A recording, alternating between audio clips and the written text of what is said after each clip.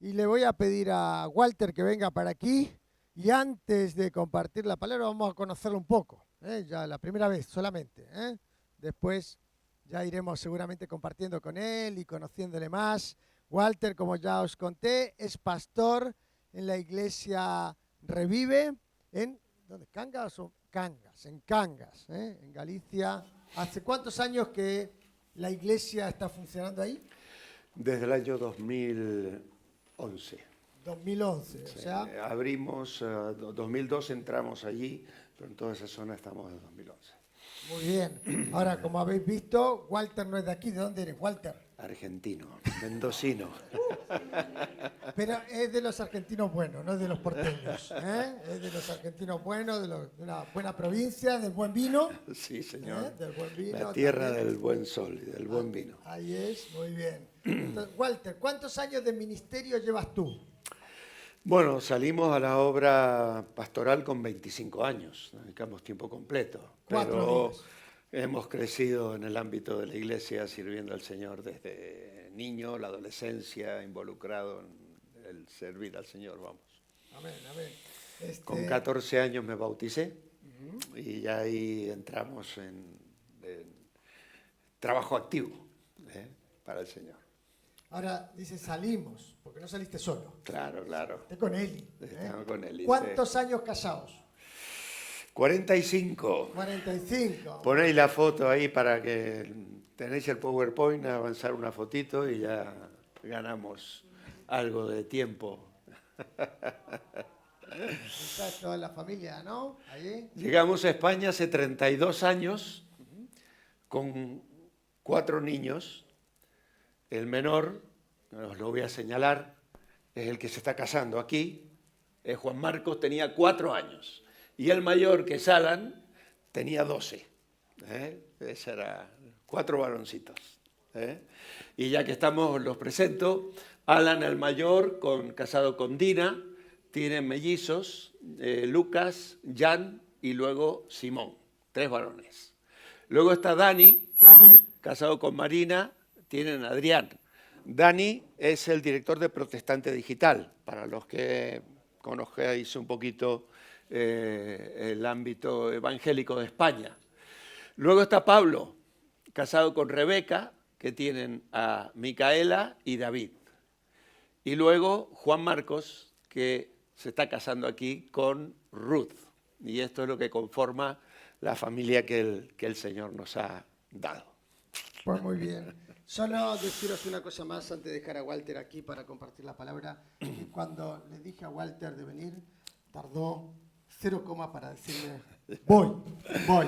Así que yo quiero agradecerte, Walter, esta oportunidad también, Eli, de poder estar con nosotros, que podáis también disfrutar de este tiempo y nosotros, por supuesto, disfrutar de la palabra. Si me dejas, oramos Sí, y ya te dejamos a ti. Gracias, Dios, por esta mañana preciosa, por poder iniciar levantando en alto el nombre de nuestro Señor, alabando con el corazón, no solamente con los labios. Y al mismo tiempo, Dios, en esta hora ponemos delante de ti a Walter para que al ministrar tu palabra, Señor, también ministre nuestros corazones y podamos nosotros también oírte y, como decía el devocional de esta mañana, la hora silenciosa, el hecho de edificar nuestra vida en la obediencia. Así que gracias, Señor, y ponemos este tiempo en tus manos, en el nombre de Jesús. Amén. Amén. Gracias. Bueno, pues la verdad es que sí, con Eli estamos muy contentos, entusiasmados de estar aquí. Nos hizo muchísima ilusión la invitación. Palabra de Vida tiene un lugar muy especial en nuestro corazón porque con Alan, que tenía 1 añito y medio, y con Dani en la barriga, nos fuimos a estudiar a Buenos Aires, San Miguel del Monte, y estuvimos todo el año 83 allí estudiando, y allí el Señor trabajó nuestras vidas de una manera muy especial, porque ya teníamos formación de iglesia, habíamos crecido en ámbitos evangélicos, mi padre era pastor, los abuelos de Eli también lo eran, y habíamos sido formados en la palabra, ¿no? pero el Señor nos llevó allí, no tanto por el aspecto teológico, doctrinal, sino más bien por trabajar en nuestras vidas personales, ¿no? Habíamos crecido quizá en una época donde no había mucho aconsejamiento personal, y aunque servíamos al Señor con integridad de corazón y habíamos llevado nuestro noviazgo con nuestras luchas y nuestros desafíos y juntos sirviendo al Señor también, pues nos habíamos lanzado a la vida cristiana y especialmente a formar una familia, también con mucha buena voluntad, pero con pocos recursos, la verdad, ¿no? Y estar ese año en Palabra de Vida fue para nosotros esencial, ¿no? Nos abrió un panorama, trabajó el Señor en nuestro carácter, salvó literalmente nuestro matrimonio, que de fuera parecía que iba muy bien encaminado, pero en la intimidad del hogar las cosas no funcionaban tan bien. Y Dios tocó piezas fundamentales. De hecho, entramos en primer año, pero en ese momento José nos mandó a tomar Hogar Cristiano con tercero. Éramos casi los primeros matrimonios que entraron en esa época. Fue un año muy duro también para nosotros en otros aspectos, porque tampoco ellos estaban capacitados para recibirnos como hoy reciben a los matrimonios, que han pasado mucho, ha llovido mucho, ¿no? Y eso para nosotros fue también una crisis grande, porque claro, veíamos los viernes a la tarde irse a todos los alumnos, nosotros nos quedábamos allí en soledad el fin de semana. La iglesia de Monte era una iglesia minúscula de 5 o 6 personas mayores que se peleaban porque las gallinas se le metían en la huerta del otro y no sé qué. Y claro, nosotros veníamos de iglesias pujantes en Mendoza, liderando jóvenes y tal, y ese fin de semana allí, y luego el martes a la mañana llegaban los jóvenes a compartir las bendiciones, las almas salvadas durante el fin de semana. Bueno, pero todo eso nos sirvió realmente de mucho, y damos muchas gracias a Dios por ese año que vivimos allí. Luego el Señor nos llevó a Mendoza, volvimos a la tarea, al trabajo, a sostener la familia, etcétera, pero poco después ya el Señor confirmó nuestro llamado a la obra. Y con 25 añitos y con los 2 niños, Alan y Dani, pues ya nos lanzamos. Tuvimos 10 años en Mendoza mismo, fundamos una iglesia nueva que está hasta el día de hoy conocida más como Mendoza Norte, donde está Juan Valverde pastoreando. Y luego el Señor nos trajo a España para servirle y seguir adelante con nuestro ministerio. Y ahora, el 15 de septiembre, cumpliremos 32 años aquí. Y lo sé tan claramente porque al día siguiente yo cumplía 35 años. Entonces llegamos un 15, el 16 fue mi cumpleaños, y llegamos con todas las fuerzas de la juventud, 35 años, podéis imaginar, a servir al Señor y a trabajar para Él. Y han sido años de mucha bendición, de muchas lágrimas también, como es la obra pastoral, ¿no? Realmente la vida cristiana no es una vida exenta de conflictos y de luchas, pero el Señor nos ha traído hasta aquí, como veis, nos ha bendecido con 4 hermosos hijos, 4 hermosas nueras, todas aman al Señor, todas le sirven. Los 4 están ahora en nuestra iglesia porque Pablo y Rebe, los de este costado, estuvieron varios años congregándose en la iglesia donde Rebe asistían sus padres, y ellos sintieron que eran más útiles allí, pero ya hace 2 años que se congregan también con nosotros y colaboran en los ministerios, sirven al Señor. Dina, voy a hablar un poquitín de ella. Dina está a puntito de sacar un proyecto musical. Ella es cantautora, lleva más de 1 año grabando, trabajando, la podéis seguir en las redes sociales, está siempre subiendo cosas, aunque ahora se ha tomado un descansito en agosto, dijo que va a parar un poco, pero siempre está subiendo covers y pensamientos de aliento y tal, y va creciendo y tiene un llamado para servir al Señor con la música. De hecho, la están invitando a bastantes congresos para llevar la alabanza. en GBU y en la Alianza Evangélica. La invitan para que ella se haga cargo de dirigir los tiempos de alabanzas de estos encuentros. Así que orad por ella también, cuando os acordáis, Dina Recamán. Bueno, pues si me pongo a hablar de la familia, se nos va toda la mañana, ya se nos fueron 5 minutos. Vamos a ir a nuestro tema, viaje a la familia. Viaje a la familia. Cuando Marcelo me propuso venir a hablar a un retiro de familias, obviamente es un tema que me entusiasma muchísimo. Es un tema que he trabajado a lo largo de muchos años, es un tema que nos interesa, que nos desafía.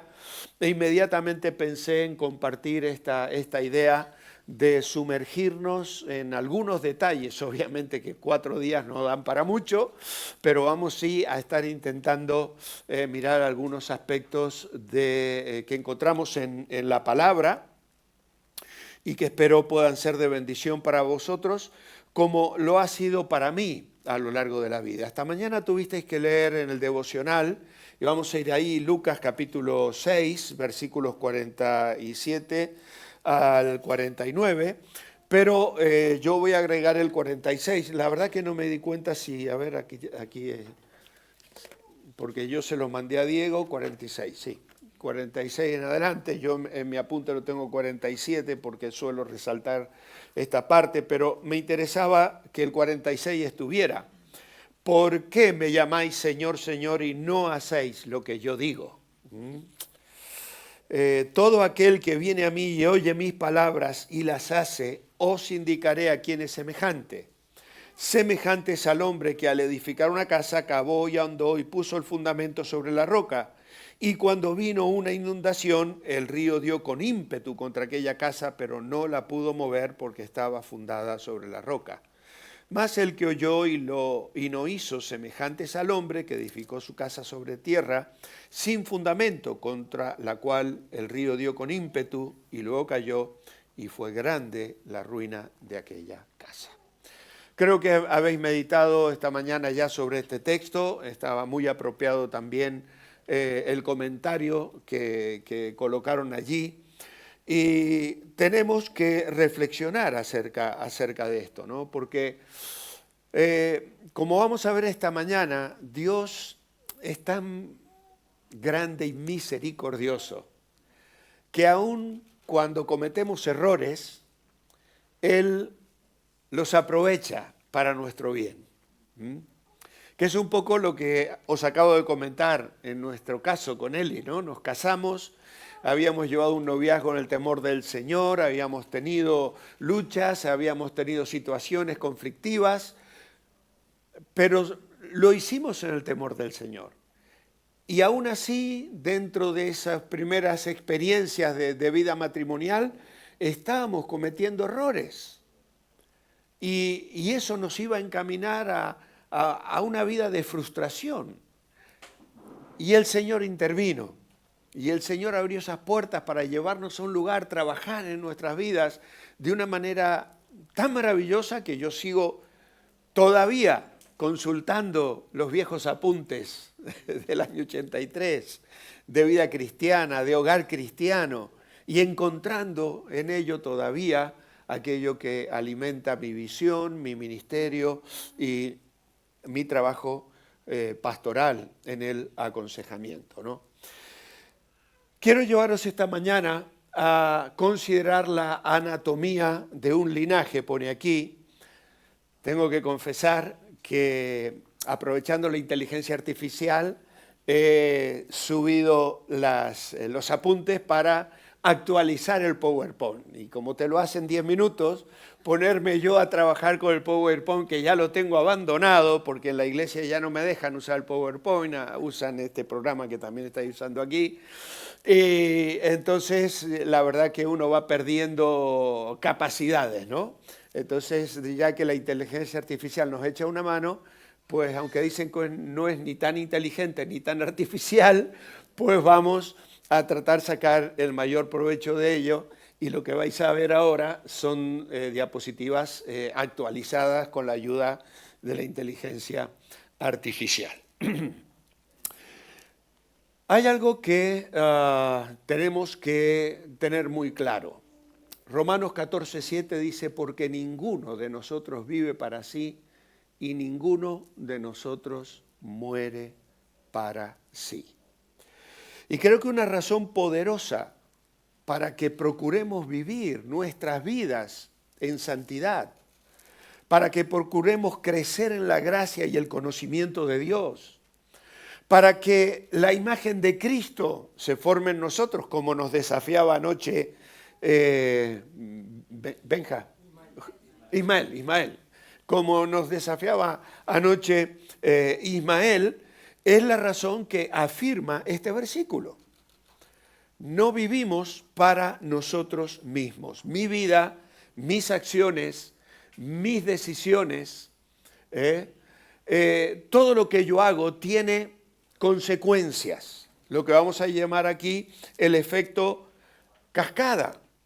A veces no somos siempre conscientes de cómo afectamos a otras personas. Siempre afectamos a otras personas y de manera especial a nuestra propia familia, en la intimidad del hogar, por supuesto, en la formación de nuestros hijos. Y así podemos ir abriendo, diríamos, el abanico de ese círculo concéntrico donde vamos a encontrar la familia íntima, luego la familia nuclear, luego los hermanos en la fe, los conocidos, los amigos, etc. Todo es como si lanzáramos una pequeña piedra en un lago, en un remanso, y vemos cómo las ondas se van extendiendo. Así, todo lo que yo hago, todo lo que somos, tiene trascendencia. Y tenemos que detenernos y considerar delante del Señor todas aquellas cosas que vamos comunicando, que vamos enseñando de alguna manera a los que vienen detrás de nosotros. Cada uno de nosotros tenemos la oportunidad de corregir, de mejorar y dejar a los que vienen detrás maravillosas oportunidades, pero también cargas aumentadas por la falta de nuestra atención y nuestra falta de deseo de ser de bendición. Yo no sé si esto funciona, está un poco lejos, si le estoy dando bien o mal, voy para atrás, voy para adelante, no me responde. Dale tú, Diego. Ahí quito. La realidad. Nuestras decisiones, acciones y carácter tienen una trascendencia inevitable.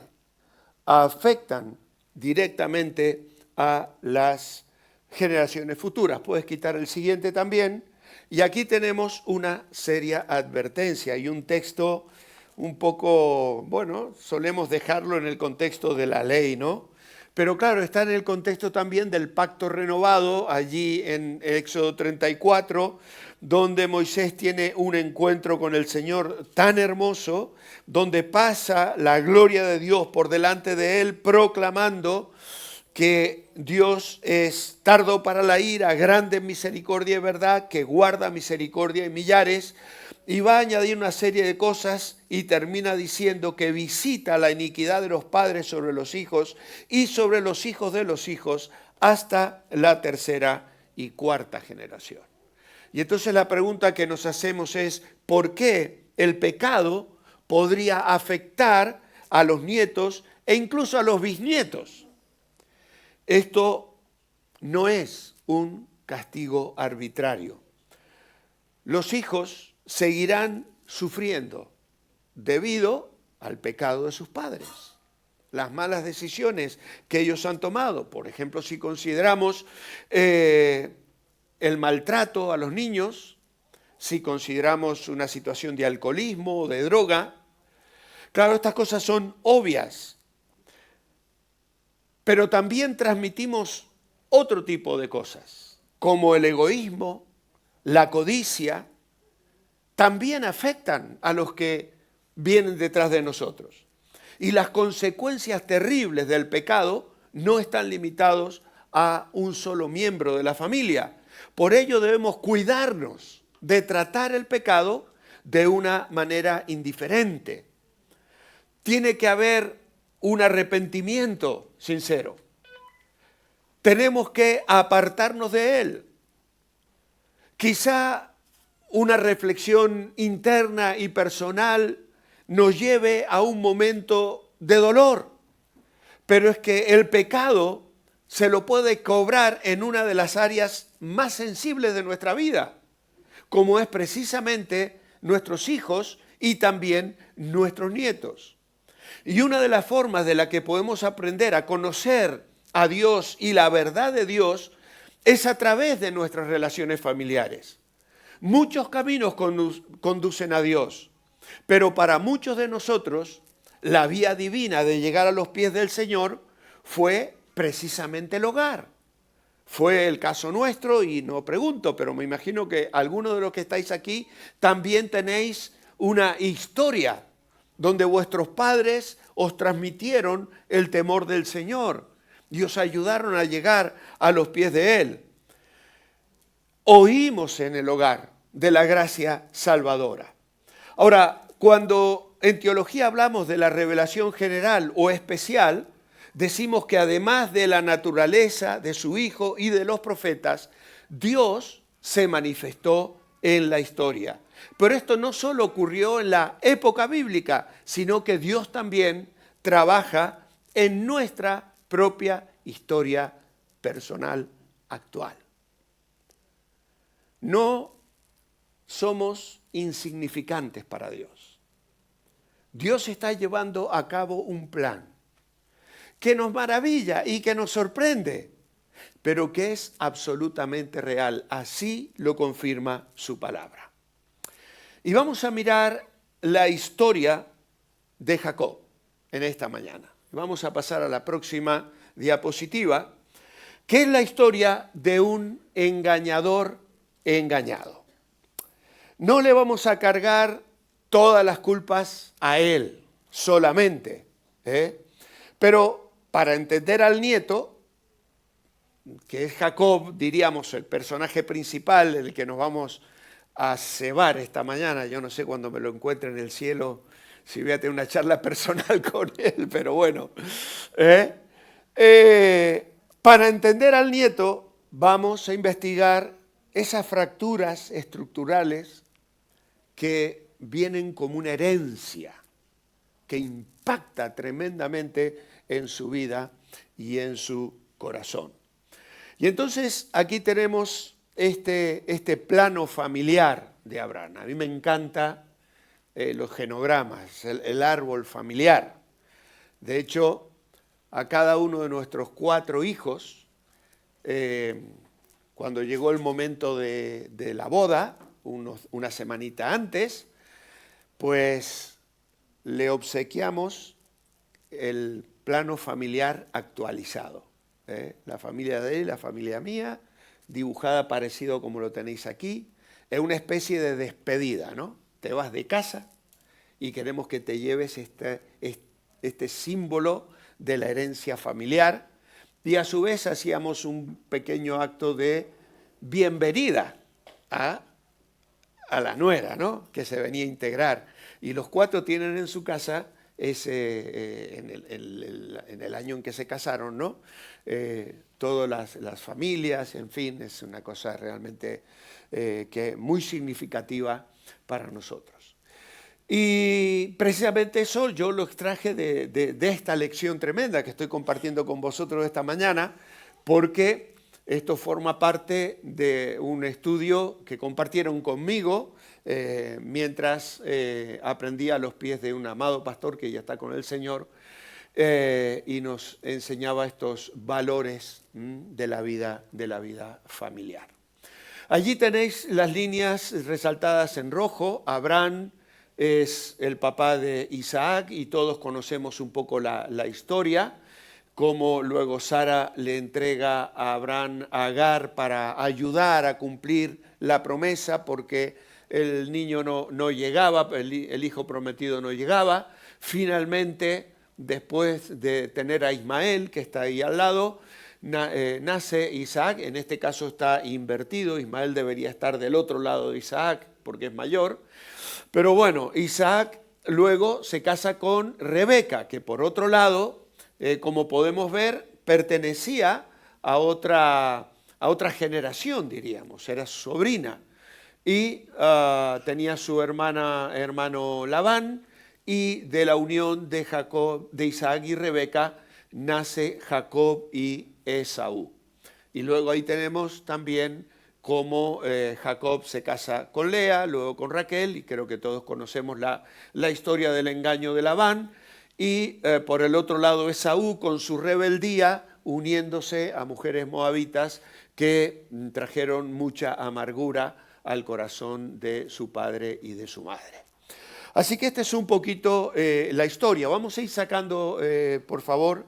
La primera es Abraham, que podríamos decir el abuelo, la raíz. La siguiente es entonces ya Isaac, como padre en este caso de Jacob, y que lo hemos subtitulado el replicador, ¿no? Porque vamos a ver cómo precisamente las conductas de Abraham las reproduce Isaac de una manera sorprendente. Y finalmente sacamos la otra y nos encontramos con el nieto, diríamos el fruto, el resultado de estos hábitos generacionales que se van manifestando en la vida de estas personas. Pasamos a la siguiente y nos vamos a ocupar entonces en primer lugar de Abraham. Y sacamos ese primero para, bueno, otro con las que me la voy a tener que ver en el cielo, aunque luego voy a decir alguna cosa positiva también de él, y notamos el carácter débil de Abraham. No lo vamos a leer porque no podemos leer todos los capítulos del Génesis. Yo los acabo de repasar este mes pasado, he estado todo el mes leyendo y reflexionando en Génesis, ahora ya me encuentro en Éxodo. Pero claro, Abraham fue un hombre con grandes debilidades de carácter. Se dejó arrastrar al engaño rastrero, llegando a poner en peligro la castidad de su mujer. Génesis capítulo 12, versículos 10 al 20. Y claro, era una media verdad, porque, claro, Sara era su media hermana. Pero claro, no era toda la verdad. ¿Y lo hacía para qué? Para protegerse, porque la belleza de Sara ponía en peligro su integridad. En segundo lugar, no solo un hombre de carácter débil, también de convicción débil, porque al estar excesivamente ansioso por su seguridad personal, demuestra tener muy poca fortaleza moral. ¿Dónde estaban las promesas que Dios les había dicho? ¿Acaso no es un ancla en la que él se podía aferrar para saber que Dios le iba a guardar, que Dios le iba a proteger? Pero él se muestra débil, vulnerable frente a las presiones de su mujer también. Y acepta tomar a Agar para tener descendencia. No hay ninguna réplica, no hay ninguna duda. Viene la sugerencia de su mujer que haga era una costumbre de aquella época. Tampoco es que él estuviera haciendo un pecado ni algo, pero no consulta al Señor, rápidamente acepta la sugerencia. Y luego más tarde, cuando Sara comienza a quejarse porque Agar, al verse embarazada, comienza a faltarle el respeto a Sara, pues la presiona de tal manera que Agar, tiene que huir, tiene que irse. Y bueno, ya vemos cómo Dios interviene allí para mandar otra vez. Dios estaba haciendo una obra, sin duda, en todo esto, aunque finalmente, cuando ya ha nacido Isaac, Ismael, que ya es un adolescente de 14, 15 años, se burla del niño y esto no lo soporta. Y uno lee aquello y se te parte el corazón. Porque una mañana que le pongan un cántaro de agua y un poquito de pan y te digan, a más ver, te vas de aquí. No dudamos de que fue una crisis para Abraham y que le habrá dolido porque Ismael era su hijo, ¿no? Pero ante el reproche, pues él accede. Claro, Dios luego le dice, mira, hazlo. Ahí vamos también a nivelar un poco la cosa porque el hombre debía estar pasando una noche muy incómoda y Dios le dijo, mira, hazle caso a tu mujer, despide, porque yo me voy a ocupar de Agar y de su hijo, ¿no? Pero claro, todo esto nos habla también en tercer lugar de un compromiso débil, un sentido de responsabilidad claramente deficiente porque echa a Ismael sin contemplaciones y claro, sus viejas debilidades van saliendo a la superficie a medida que su vida transcurre, en la cual Dios ha intervenido para transformarle y hacer de él un siervo suyo. Ahora bien, sacamos la última porque Abraham de esta manera enseñó a su linaje que bajo presión la preservación personal justifica el engaño y el abandono. Si de pronto hay una situación difícil y él opta por escoger salidas sin buscar ayuda, sin buscar consejo, sin pedir al Señor la liberación. Aún así, como decía esta mañana, a pesar de todos estos fallos, y pasamos a la siguiente diapositiva, vamos a mencionar que Dios hace una obra en su vida en la que comienzan a manifestarse nuevas virtudes. En primer lugar, una nueva mansedumbre ante Lot. ¿Por qué? ¿No pasa? Ahí está, nueva mansedumbre ante Lot. Lot es su sobrino, sus pastores luchan entre sí y Abraham le deja escoger. Cuando Lot en realidad debía haber dicho, primero, a sus pastores Lot debía haber dicho, ¿qué vamos a discutir con los pastores de mi tío? Si yo estoy aquí bajo el paraguas de la bendición de Dios sobre Abraham, allí había prosperado Lot. Lot no dice nada, al contrario, asume el derecho, escoge y escoge mal, aunque para él era lo mejor, las llanuras fértiles de Sodoma y Gomorra, y ya todos conocemos esa situación. Pero hay una nueva mansedumbre, hay un nuevo coraje, porque un poquito más tarde Lot es llevado cautivo, hay unos reyes que vienen y arrasan con Sodoma y Gomorra, y ahí se levanta este hombre con todos los siervos de su casa y ataca a esos 5 reyes, los derrota, recupera todo y trae a su sobrino y a su familia. Así que hay un nuevo coraje, hay una nueva paciencia, porque claro, pasan los años y el hijo prometido no llega, pero él sigue esperando y la Biblia ya habrá de confirmar la fe y el ejemplo que nos deja Abraham. En cuarto lugar, hay una nueva responsabilidad, porque el fracaso de Lot no le deja indiferente. Cuando los ángeles se presentan allí, le dicen, mira, vamos a destruir estas ciudades porque han llegado al colmo de su maldad, allí está Abraham intercediendo, ¿no? Y va y negociando con Dios. Y nos preguntamos, ¿por qué no siguió? Y no siguió porque seguramente la expectativa era que por lo menos un poquito de justos habría conseguido Lot tener, ¿no? Pero claro, cuando tú optas por un camino como el que escogió Lot, que esa es otra historia preciosa, yo siempre me pregunto, ¿por qué Lot no regresó bajo el paraguas de bendición de su tío Abraham? Cuando fue llevado cautivo con toda su familia, era el momento de regresar, era el momento de decir, mira tío, quiero estar junto a ti. No, decidió quedarse en Sodoma y Gomorra. Y la historia, creo que todos la conocemos, de fracaso absoluto y total. Sin embargo, él ha intercedido. Y finalmente, obviamente, la entrega total de este hombre de fe, ¿no? Porque sube aquella mañana al monte para levantar el altar. Su hijo le pregunta, ¿dónde está el cordero? Está la leña, está el fuego. El Señor se proveerá de cordero, hijo mío. Y el Señor así lo hizo. Y realmente es algo extraordinario. Pero tenemos que avanzar y vamos a la siguiente generación que tiene que ver, aquí habían varias que tienes que pasar, Diego, no sé si al cambiar, ahí está. La siguiente generación tenemos el escenario de Abraham y ahora vamos a ver el de Isaac. Génesis 24, puedes ponerlo, nos describe una situación muy especial. ¿Quién no se ha emocionado leyendo Génesis capítulo 24? Una historia maravillosa, ¿no?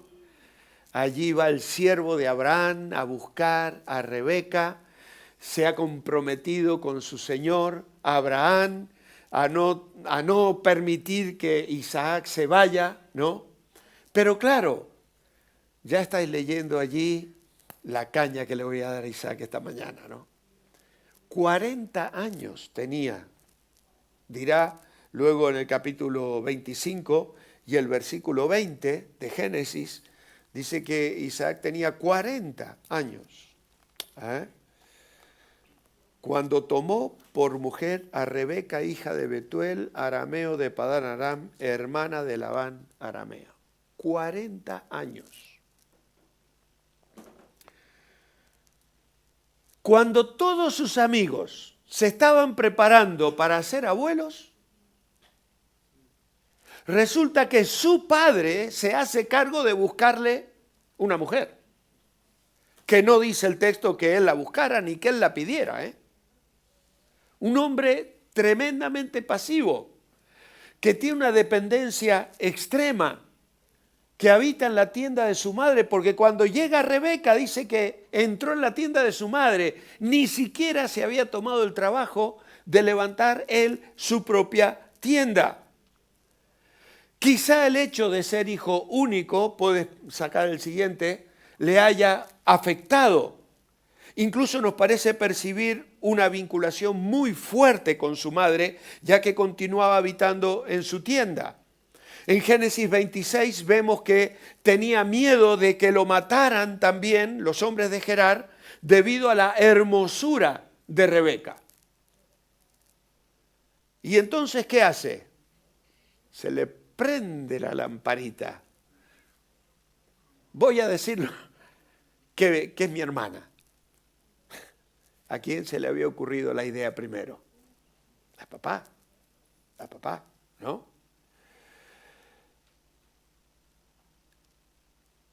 Los padres ayudamos a forjar el futuro del mundo por la forma en que moldeamos el estilo de vida y los valores de nuestros hijos. El primer paso para ayudar a que los niños vivan una vida correcta es ser padres que prediquemos con el ejemplo. Nuestras acciones a menudo las imitan los que tenemos más cerca de nosotros. Por eso volvemos a la pregunta de anoche: ¿qué clase de ejemplo estamos dando a nuestros hijos? Llamamos a esto ilegalidad justificada. Es decir, no está permitido, pero es igual. Todo el mundo lo hace, por lo tanto no está tan mal. Vivimos en una sociedad donde si podemos evadir impuestos, no me lo factures, total, si me libro de pagar el IVA, mejor. Y así vamos en la vida cotidiana, ¿no? Pensando, oh, mira qué bendición me dio el Señor. No me hizo factura, me libré de pagar el IVA. ¿No? ¿Crees que Dios interviene en ese tipo de cosas? Ilegalidad justificada. Pequeñas cosas que se nos van colando. Y así vamos en muchos otros ámbitos de la vida cristiana. Impureza avasallante en el terreno de la sexualidad. El mundo nos impregna. Es difícil mantenerse en pie. Constantemente estamos siendo avasallados por un mensaje de sensualidad que se nos cuela también en nuestras vidas, en nuestros hogares, en las series, en las cosas que vemos y que permitimos ver a los nuestros. Mentiras piadosas. La exageración incluso es una mentira. A veces exageramos, ¿no? Exageramos las incomodidades, exageramos el cansancio, exageramos el dolor. Resulta que el líder, el pastor de la iglesia te encomendó una tarea y llega el domingo y está sin hacer. Y no, pastor, es que no sabe todo lo que tuve esta semana, fue una semana. Y después te enteras que estuvo viendo el partido de fútbol, que se encontró con los amigos y fue a la piscina. Está bien, a mí también me gusta ver el fútbol y a todos nos gusta ir a la piscina y a todos nos gusta estar con nuestros amigos o ver nuestra serie. Pero no exageramos a veces las situaciones de salud, los agobios que tenemos. Y esto se nos va colando también. La exageración es una forma de mentira en nuestra vida cotidiana. Dice Daniel 1:8 que Daniel propuso en su corazón no contaminarse y junto con él sus compañeros.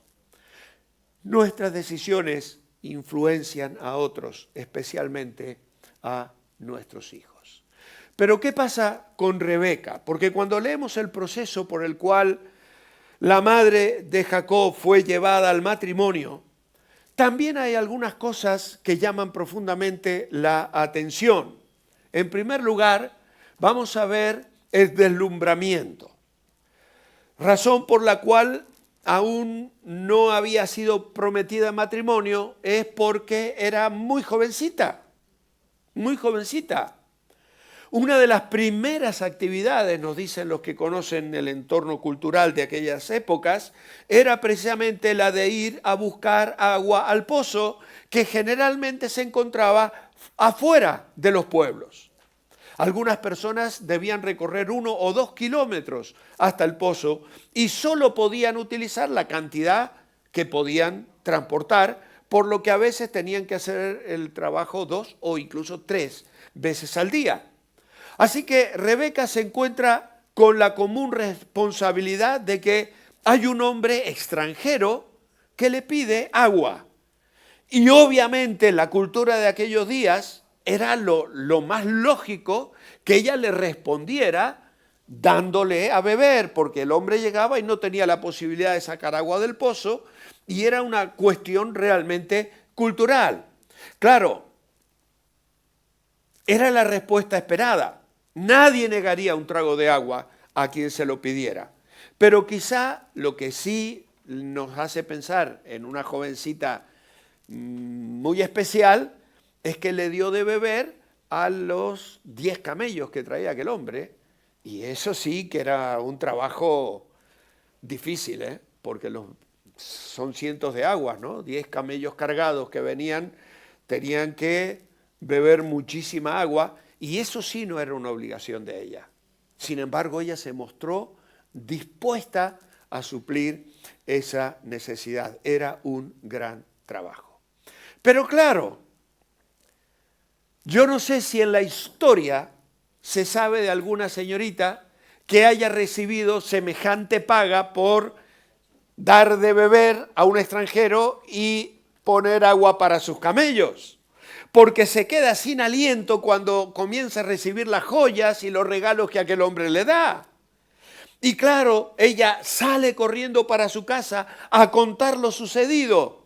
Dice el versículo 28, y dice que su hermano vio los brazaletes y sin pensarlo un instante, corre a invitar al siervo. Claro, es que si vais ahí a Génesis 24, el verso 28, bueno, la historia creo que todos la conocemos. Dice que la doncella corrió, hizo saber en casa de su madre estas cosas. Y Rebeca, que tenía un hermano que se llamaba Labán, el cual corrió hacia el hombre a la fuente. Y dice el verso 30, cuando vio el pendiente y los brazaletes en la mano de su hermana, que decía, así me habló aquel hombre, ven, bendito del Señor, ven a quedarte en casa. Obviamente cualquiera de nosotros hubiese tomado una actitud similar, por supuesto, no estoy juzgándole, ¿no? De ninguna manera, pero claro. Ahora, vamos al punto 2 y nos encontramos que esta bella historia de amor de respuesta a la oración, que siempre la valoramos, como este hombre oró y le pidió al Señor que le guiara y pusiera a esta mujer delante. Todo sucede en muy pocas horas. La historia del siervo, el motivo del viaje, y de pronto una señorita todavía adolescente que una mañana sale a buscar agua, que se encuentra con un brazalete, al día siguiente tiene que tomar la decisión de responder a algo que su hermano y su padre no se atreven. Dice el verso 50, entonces Labán y Betuel, y aquí aparece Betuel. Ese es otro tema, ¿eh?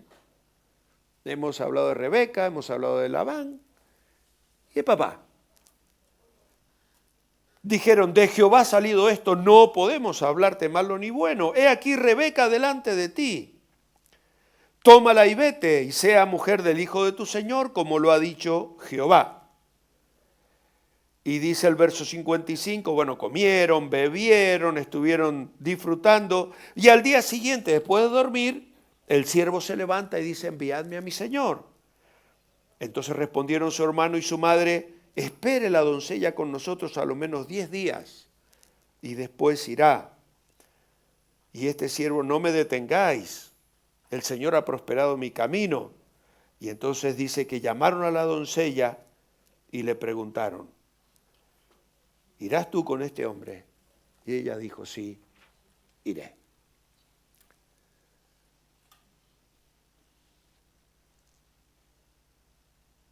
«40 años tenía Isaac. ¿No podía esperar 10 días más? ¿Qué apuro había? Para que esta chica elaborara la salida.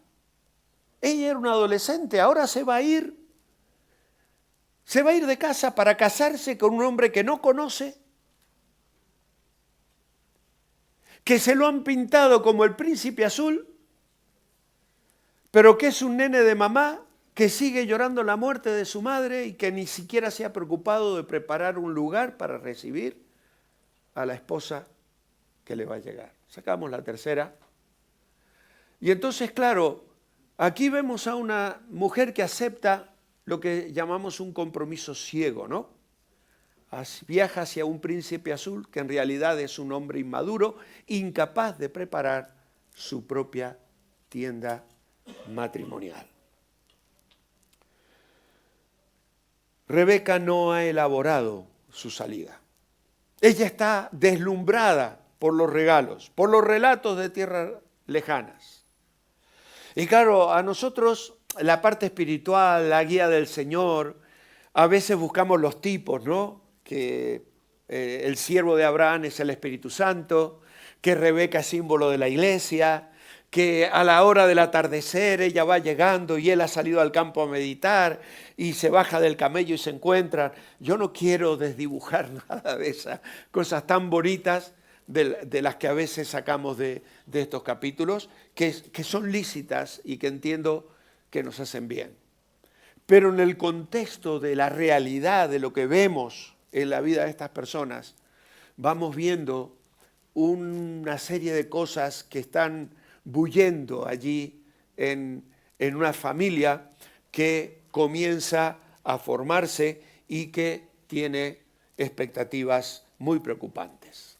Así que seguimos avanzando y ahora sí vamos a ver entonces esas banderas rojas, porque este hogar nace con una serie de elementos que son propios para los conflictos que luego se van a dar en la vida de Jacob. Vamos a ir quitando la primera lugar, la preparación. El perfil de Isaac, 40 años inactivo, altamente dependiente de su madre. El perfil de Rebeca, una adolescente inexperta, deslumbrada por una riqueza repentina.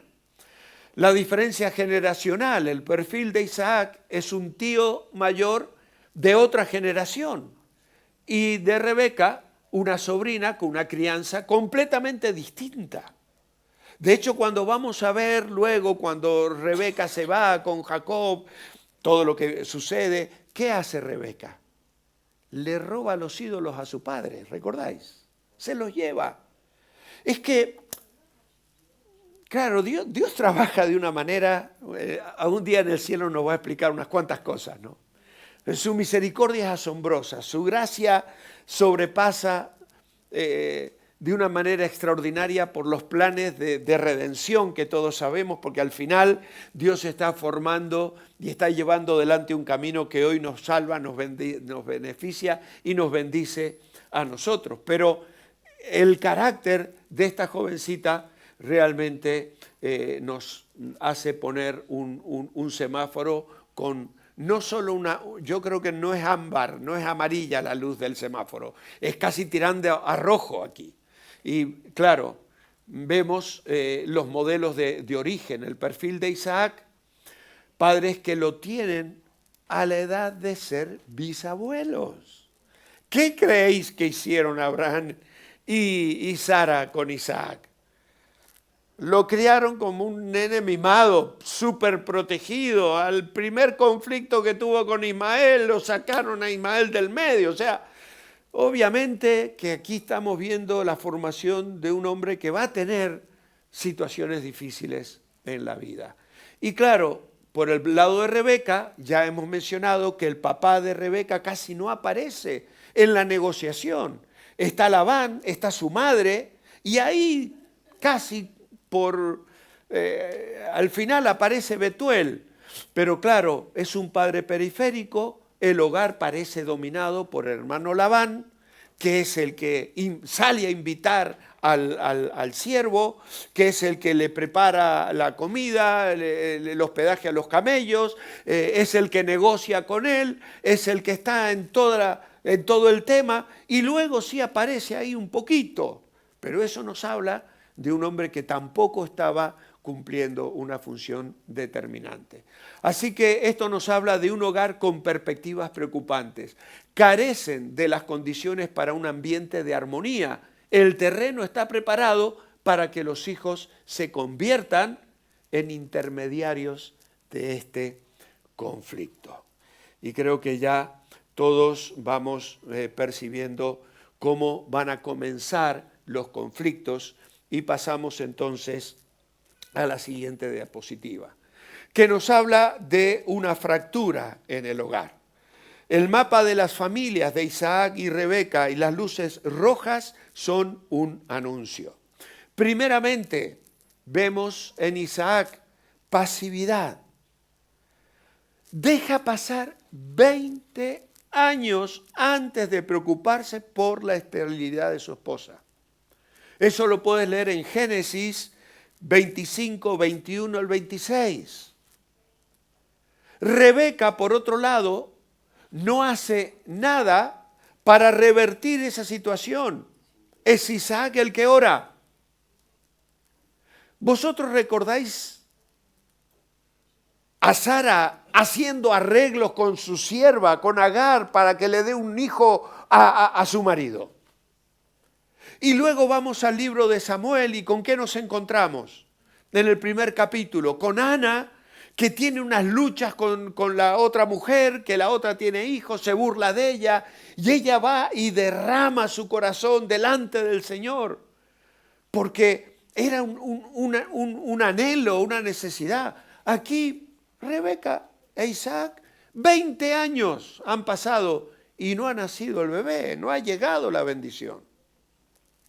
Entonces, esto nos habla de que había un compromiso muy bajo. De hecho, el perfil de Isaac en la historia de Génesis, de los 3 patriarcas, es el perfil más bajo, diríamos, ¿no? Uno cuando generalmente hablamos de Abraham y de Jacob, y luego toda la historia, ¿no? Incluso los salmos y todo, resaltan ambos personajes, ¿no?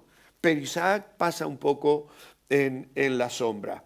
Podríamos pensar que en realidad Rebeca no ha llegado a comprometerse con su marido ni con el proyecto de levantar una gran nación. No parece ser que ella tuviese demasiado interés.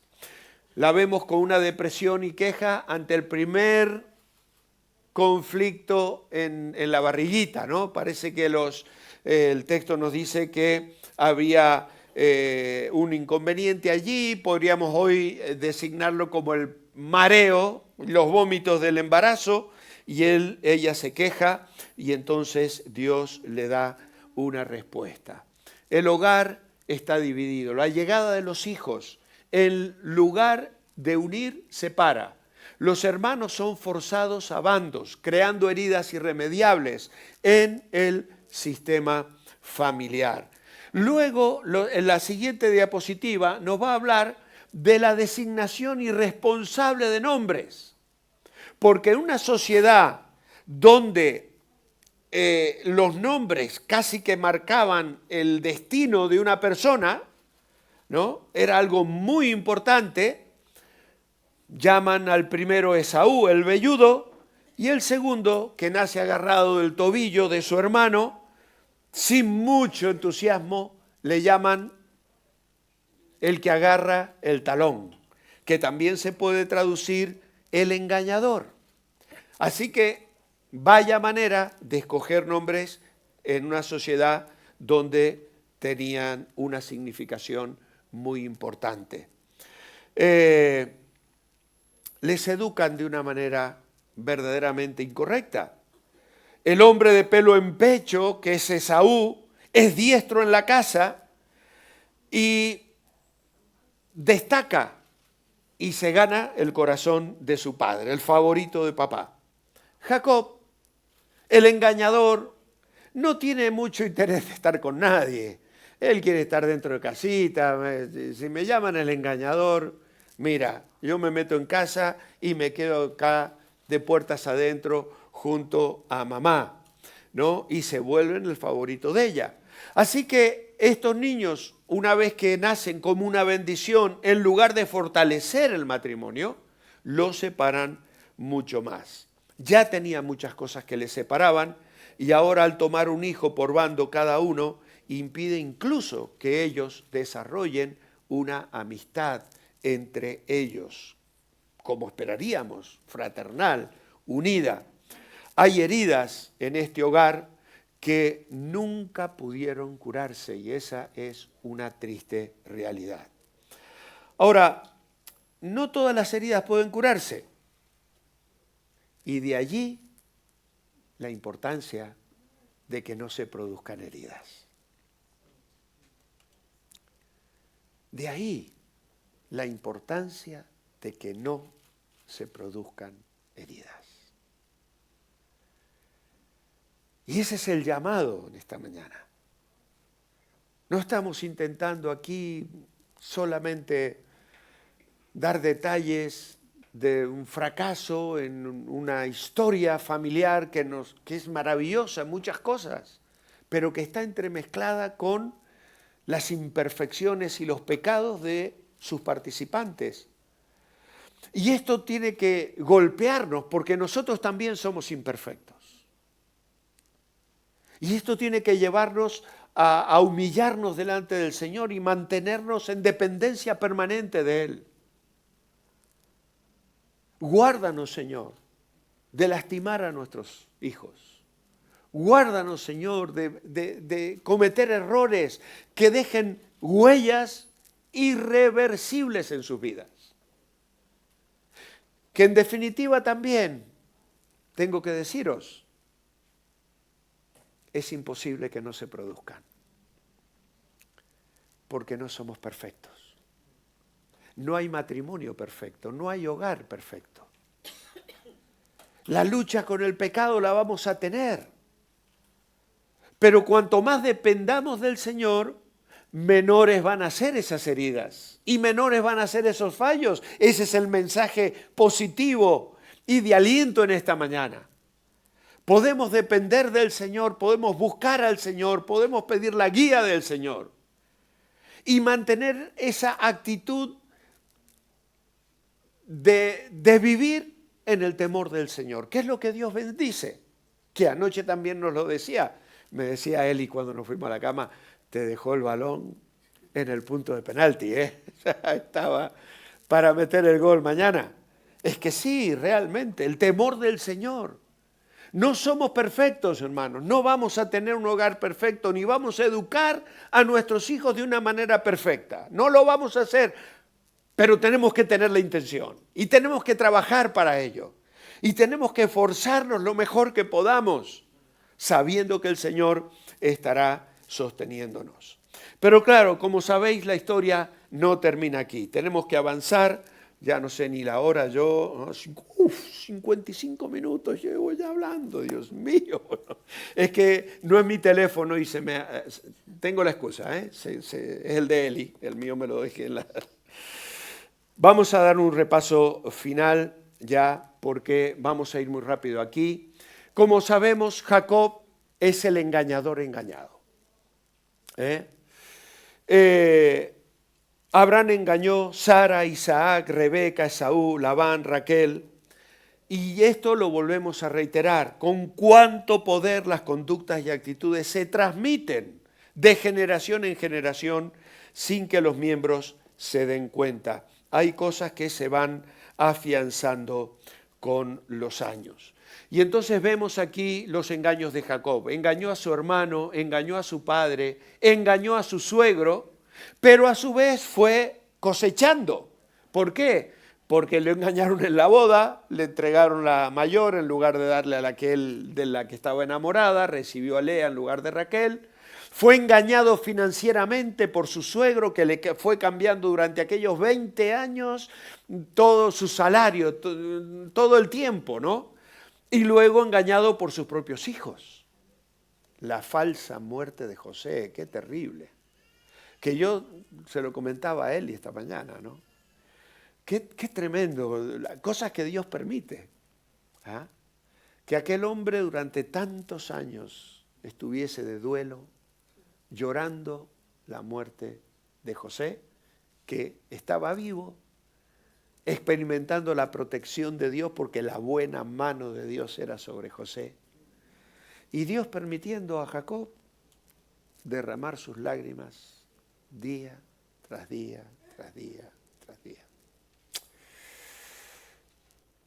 Jacob fue solo el chivo expiatorio de las prácticas tramposas de todo su clan. Sara, Isaac, Rebeca y Labán. Pero ¿qué sucede? Seguimos adelante ya.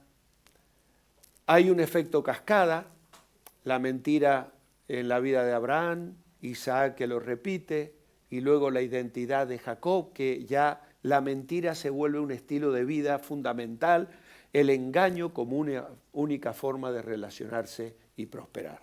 Pasamos a la siguiente. Hay un punto de quiebre. Génesis 31, 32. Vamos a sacar rápidamente estas. Porque claro, Jacob huye de Labán y se encuentra con Labán persiguiéndolo desde atrás. Y luego la consecuencia, Esaú que avanza por el otro lado con 400 hombres armados que viene a vengarse, según Jacob esperaba, porque le había dicho cuando te vea te mato. Así que, ¿qué hace? La soledad absoluta, agotado de una vida de engaños, Dios arregla el escenario para que no tuviera vía de escape terrenal, obligándolo a confrontar su identidad. Hemos cantado esta mañana, ¿no? Y anoche también. Somos hijos de Dios. En Él hay libertad. Dios cambia, Dios transforma. Y esto es lo siguiente que vamos a ver. Cómo en esa lucha con el Señor aquel día Jacob llega al fondo de su experiencia espiritual. En su mayor debilidad lucha con Dios. Se aferra con desesperación. No te dejaré si no me bendices. Y finalmente, la bendición. No tanto riqueza, sino liberación. Dios le cambia el nombre. Se acabó. Ya no te vas a llamar más Jacob. A partir de ahora vas a tener una nueva identidad. Nace Israel. Y nos dice el texto que luego de aquel encuentro, de aquella lucha con Dios, pasamos a la siguiente, le salió el sol. Le salió el sol. Génesis 32, 31. El ciclo del trauma generacional se detiene cuando una persona se quebranta delante de Dios. La gracia divina interviene donde las debilidades humanas de supervivencia fracasan. El lindaje de engaño termina, comienza la alegría de una nueva identidad. La herencia vergonzosa ha sido quitada. Algunos me dirán, bueno, pero es que todavía le falta la muerte de Raquel, de Rebeca, perdón, y luego la muerte de José, la falsa muerte de José, ¿no? Dios le deja beber el vaso de la amargura, pero de alguna manera esos pocos años que José vivió a los pies de Jacob, siendo su hijo preferido, formó en José un carácter diferente. ¿Y de quién lo aprendió José? Lo aprendió de Jacob, sin duda alguna. Y enfrenta la tentación de la esposa de Potifar, sirve en la cárcel, aún cuando no merecía estar allí, y finalmente Dios le pone en el trono en Egipto. No podemos cambiar los recuerdos del pasado. Las heridas están ahí, pero lo que sí podemos cambiar es la forma en la que afectan nuestro presente y nuestra actual manera de vivir.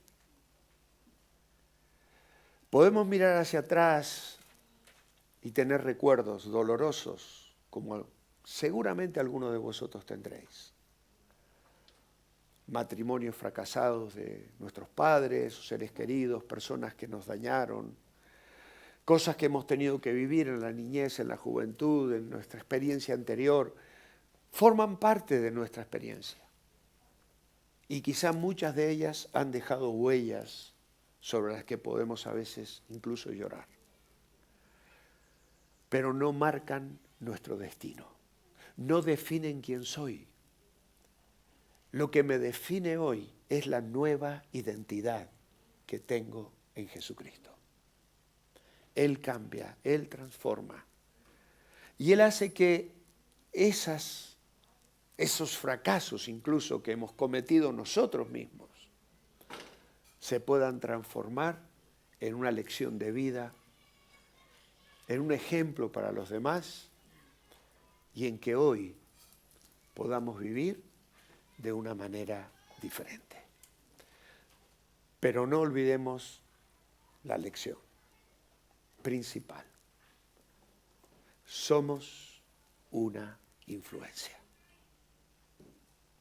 Estamos influenciando. Hijos o nietos. Y dejadme acabar con esto. Cuando Dios, en Deuteronomio, que mañana lo vamos a leer, le dice a Moisés que tenemos que enseñar a nuestros hijos, también dice que tenemos que enseñar a nuestros nietos. ¿Por qué?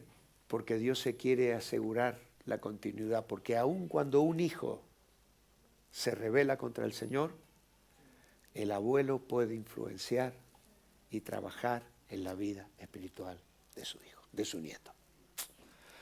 Así que el desafío es grande, pero el poder y la gracia están a nuestro alcance. Que sepamos hoy cogerlo, dar gracias por ello y influenciar como Dios espera que lo hagamos. Tenemos una maravillosa oportunidad de hacerlo, de dejar huellas que impacten y que reflejen a Jesucristo en la vida de los que el Señor ha puesto en nuestra área de influencia. Que el Señor nos bendiga y perdonad que se haya hecho un poquito larga, 1 hora y 5.